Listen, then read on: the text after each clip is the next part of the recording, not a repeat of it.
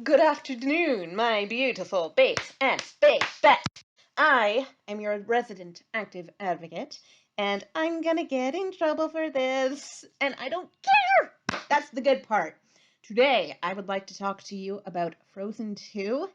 This is a very complicated movie, and I'm going to stick with, insofar as I'm capable, one narrative and one narrative only. Alright? Frozen 2 and colonialism.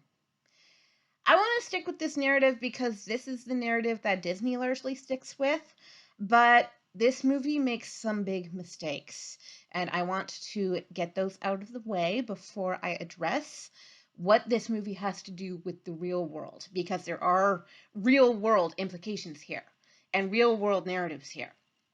So, basic premise of the movie: Elsa hears a magical voice in her head that is calling her away from Arendelle to the north, to cross what they call the Dark Sea, which in our world would be the Northern Sea, because basically this takes place in Norway. Hans Christian Andersen, who wrote the original story, The Snow Queen, he was Norwegian, and Norway went north, from the north to the northern north, to Iceland and Greenland and colonized there, okay? This is not just a Norwegian thing, by the way. When Elsa gets the call to go north, she doesn't know why it's happening. She has no idea either why her powers continue to grow and expand beyond what she's known of them before. Beforehand, she was able to make life in kind of two big bursts. It was her love coming out in the form of Olaf, and her fear coming out in the form of Marshmallow, the giant cuddly snowman. But Olaf is a little cuddly snowman. But when Elsa produces these crystals of ice that are covered with symbols that represent the four platonic solids, I'm not going to call them elements, okay? Water, earth, fire, and air, because calling them elements will drive the scientists nuts. They're not elements, okay? But basically what the West considers to be the platonic solids, though the whole, foursome of water, earth, fire, and air appear throughout many different mythologies in many different parts of the world. Elsa becomes aware of spiritual presences in the north who are calling her north. And she goes to the north, and she takes everyone along with her because they refuse to stay behind. The main point of this narrative, though, and I'm going to be glossing over quite a few details of the movie itself, is that when her father originally went north with their grandfather, I can't remember his name, King Runyeard or Runhaired, the grandfather, gave to the people of the north, the Northalgia, gave them a dam to, handle their water situation as what he claimed to be a gift of peace. In the end, however, the people of the North were very in touch with magical forces in the world, so the spirits of water, earth, fire, and air.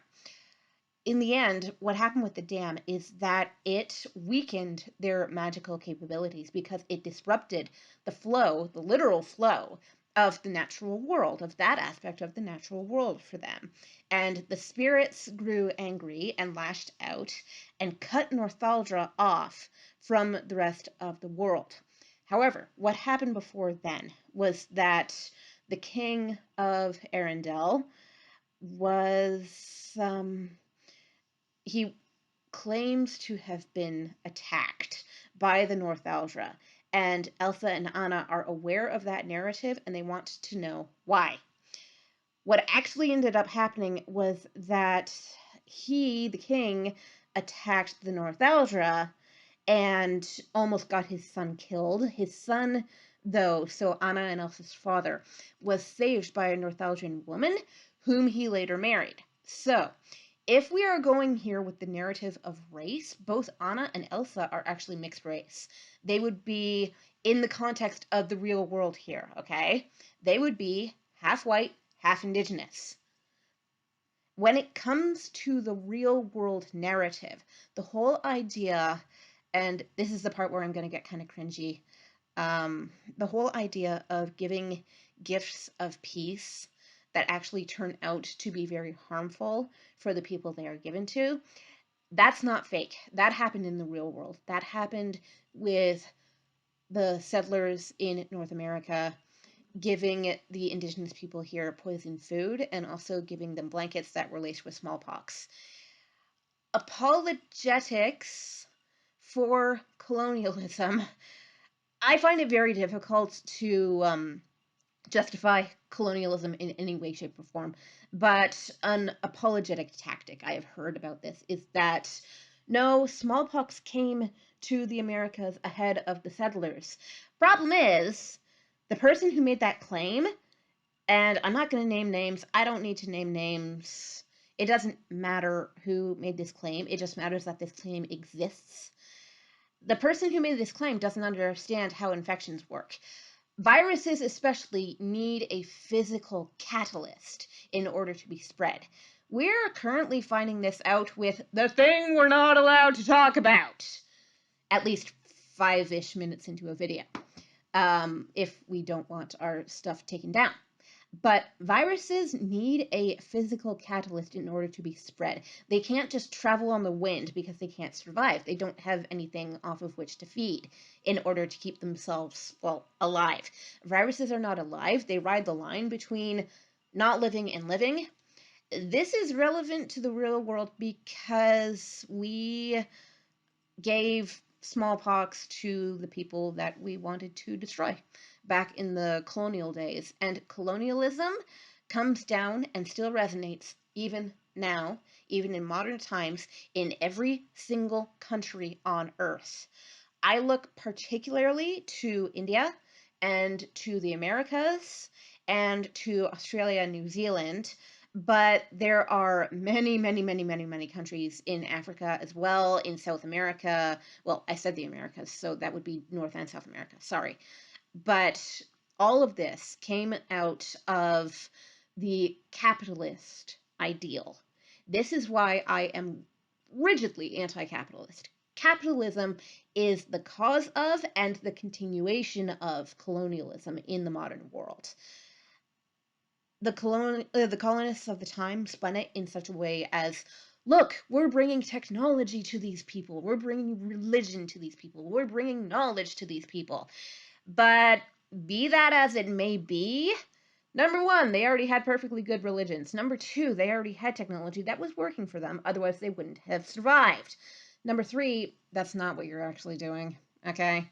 Just admit it. You stole their children and you tortured them, and you made them like you, and you still wouldn't accept them.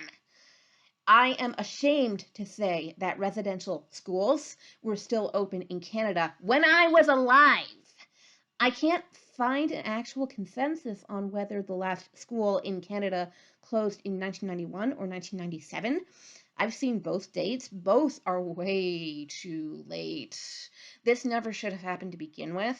But for context, I was a year old in 1991. I was 7 years old in 1997. I remember 1997. Okay. I don't like the whole idea, and this is where Disney goes with this, that one can simply send one person, one liaison, one savior in order to fix everything. I also don't like the idea that only one problem is the problem. In the movie, the problem is the dam. As soon as they get rid of the dam that had been keeping the waters back in Northalgia and perverting their magic and stealing their spirits and making the spirits angry, as soon as they get rid of the dam, problem solved. We can all live in peace and harmony now. That is not true to life, nor is it true that you can have just one person solve everything. I don't believe in the idea of a savior. This is why I can't be a Christian. I don't believe, at least, in the idea of a single savior. Okay? We need to be the savior collectively. I'm using the singular savior as a collective noun. We are the savior. All of us have to be the savior. as I was saying yesterday in my video, it's not going to be the politicians, okay? It's not going to be the people who want to stay in power. It's not going to be the people who want to see the status quo continue. You look at a person in Canada, I live in Canada, this is my country, hooray, woohoo. You look at a person in Canada like Justin Trudeau, and when it comes to Indigenous white relations, oftentimes what he will do is look at the camera with his big lamb eyes and say, "We're sorry." Words will and can only go so far. The real point of an apology is to follow up with actions. I'm sorry, but the buck cannot stop at "we're sorry." This is why I didn't vote for this man. I think he's a coward, and I think he's a yes man. In the movie, though, once they bring down the dam, like I say, everyone lives in harmony and everyone's okay with everyone else. And Northalgia doesn't hold it against Arendelle that their people were kept in captivity behind a magical mist because the spirits were pissed off because of what had happened. It doesn't hold that against the kingdom, doesn't hold the whole incident with the dam against the kingdom. No, it's okay. We have a savior from the kingdom who is of mixed blood. Therefore, she's also one of us. And yeah, everything's great now.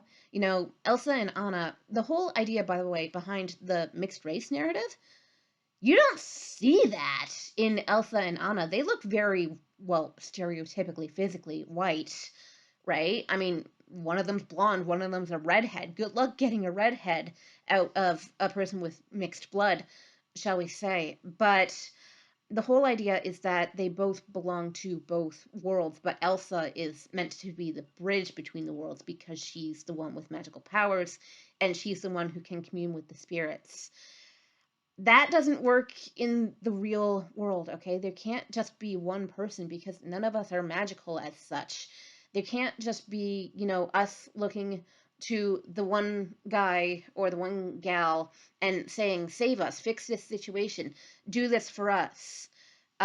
It can't be that way. It has to come from both sides, for one thing, and it has to come from all of us. This is basically, in the real world, an all or nothing situation, I think, because we can't fix the past. We can only go forward. We can't bring back the people who were murdered. We can't, I'm sorry to put it this way, but we can't deprogram the people who were brainwashed at the residential schools. The best way to do that would actually be to, I shouldn't even say allow, that's a horrible word, but allow the subjugated cultures to flourish and, get out of their way.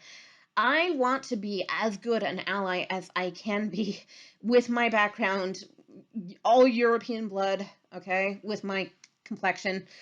I am a ghost in the wintertime. Even in the summer, I burn like a lobster, but I want to be as good an ally as I can possibly be.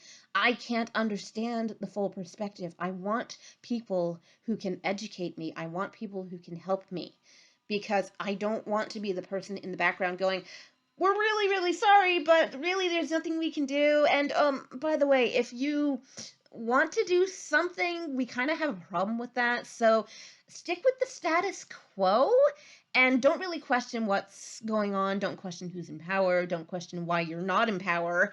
Moreover, don't question why many of the reserves don't even have clean water. Don't question why the kids in the Attawapiskat Reserve in Northern Ontario, the high school kids there only read at a third grade level.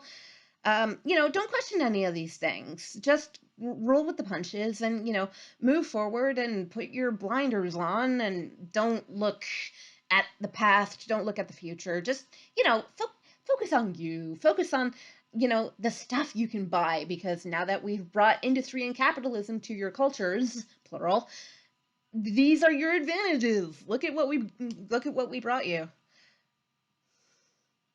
No, just, this is why I'm not a capitalist. It's like you're trading people for stuff, you're trading people for land. And another really important point that this movie makes too is that When people are connected to their land, they live more harmoniously. And this is true of everyone, okay, not just Indigenous people, but they live more harmoniously than they otherwise would. And the dam was a natural impediment to that, or an unnatural impediment to the natural world. All right, so this movie also gives a half decent message on environmentalism and don't pollute the environment around you because it will turn against you. It will, and it does. In the real world, it does. We get things like acid rain. We get things like very large and explosive natural phenomena that are all caused by global warming and climate change, which is caused by human beings being wasteful and producing too much, and especially putting too much into the atmosphere, because that will all come back to harm us. Here's the thing: we are aspects of the natural world, but that's all we are, is aspects of the natural world. We are not bigger than the natural world. We are not the controllers of the natural world. We cannot subjugate the natural world. I don't care what it says in the Bible, where God says to Adam and Eve, because initially the narrative was care for the garden. But then after the fall, the new command is to subjugate the world, to bring it under your control. And I don't like that, because that's the colonial narrative. The whole idea that we are here to conquer and to destroy and then to build what we want. But we can't be doing that at the expense of other people who have already been here for tens of thousands of years, who are culturally, religiously, linguistically distinct, who have their own lives, their own families, their own ways, their own cultures, and we came in and said, no, it's inferior to us, so it needs to go. I have problems with this narrative because this extends to every other kind of pyramidal structure too. The whole idea of the abled over the disabled, of male over female, of cisgender over transgender, because I want to acknowledge the people in the middle. The whole idea of the pyramidal structure, y'all know I have problems with this. Disney, though, is trying to play both sides with this movie by saying that, yes, we effed up royally, but also that it will only take one very special person to fix it, and we need to wait, we need to sit back and wait for the savior. We have to stop waiting in the real world. We have to stop waiting. The whole idea of waiting, even, sorry to the religious Christians in my audience, waiting even for the second coming of Christ. We have to stop waiting. This is what we are here to do. We are here to make the world a better place. And if you don't agree with me, ask yourself why. Why do you feel content to sit on your laurels and not do anything? Why do you feel content to wait for someone else to do it? Who is it going to be? Okay? Who is it going to be? And ask yourself that question sincerely. Who is it going to be? Just some totally unknown person from out in the boondock? Yeah, it could be. Absolutely. But you could be that totally unknown person from out in the boondock. You have more power than you are allowing yourself to see you have. And the whole narrative of sit back and wait for the savior has been prevalent in our world for at least 2,000 years. Longer than that, even, because in some of the monotheistic traditions, they do believe that there is a savior still yet to come. At least in Christianity, the savior had already come. But again, though, they're waiting for another coming. How many times does the savior have to come down and give us the same message over and over and over again before we get it? There is even a parable I have seen called Tales of the Reluctant Savior. I can't remember who wrote it, but there's a very good animated version of it on YouTube. Look it up. It's very, very good, as I say. And the whole idea of the narrative, I could probably give it to you word for word, but the general idea is I am no more savior than you. We can be free if we only choose to let go. And freedom for us means taking hold of the power that we've got. And I'm not just talking to the white people here. I am talking to literally everyone who is watching this. As I said in my video yesterday, I don't care who you are. I don't care into what situation you were born. You have at least one good card in your hand. Everyone has that card. And everyone needs to play that card. Because if you just hold on to it and say, oh, I'm not sure if it's good enough, it's still a card, okay? Like, consider Blackjack, okay? Consider 21, as the kids might call it. You could have a 2 in your hand, but then your other cards are like a 10 and an 8. Well, that gets you to 18, and then the 2 is all you need to get yourself to 20, you know, and basically you've won the game at that point. It all just takes collective effort. And if we don't see that as individuals we have the potential, we cannot act as a collective, because a collective is a group of individuals. That's what a collective is. We are all individual people. We need to act individually, but when we can find like-minded people and act with them, then we can make magic happen. And trust me, there's more than one person in this world who wants to help. There's always going to be someone who wants to help. I believe it was Mr. Rogers who said that, actually, and I love that guy. Everyone loves Mr. Rogers. There's always going to be the person who wants to help. Be that person. Don't wait for that person. Don't look for that person. Don't look beyond yourself for that person. Be that person, and then other people will find you, and that'll be great, because you get to be the person who helps. And that, I think, is in itself its own reward. You see how little I talk about the actual movies at this point? Disney has gotten, quote, woke. Not really, because it's still sending mixed messages, and as I said yesterday, this is still coming out of a corporate capitalist empire. Capitalism is colonialism. I don't like colonialism, because it takes away people's power. Not just Native peoples, not just Black peoples, white peoples too, because it makes us complacent. And complacency is dangerous. Complacency is the opposite of progress. We need progress, okay? We can't move backward. We have to move forward. But we have to move forward together as a collective of individuals.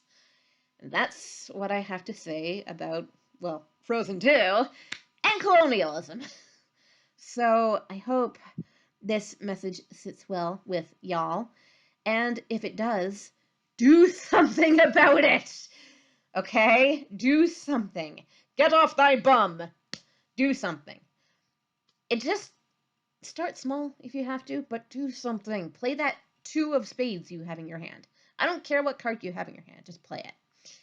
All right. So that is Frozen 2. If I can find Finding Dory, I will do Finding Dory, but if I can't find Finding Dory, I will be doing Onward tomorrow, which is, as of now, the last animated movie in the Disney Pantheon. So after that, I will tell you about the project I have in mind. Oh my! Y'all are gonna enjoy this, maybe. Probably about as much as I do. It's gonna be... Look up the word Schadenfreude. Schadenfreude. Thank you, Avenue Q, for teaching me how to spell that. But look up the word Schadenfreude. That is exactly what this project is going to be. And I will see y'all tomorrow, hopefully for Onward. And if it's not for Onward, it will be for Finding Dory. All right. Have a lovely, wonderful day. And do something with your cards. Mwah!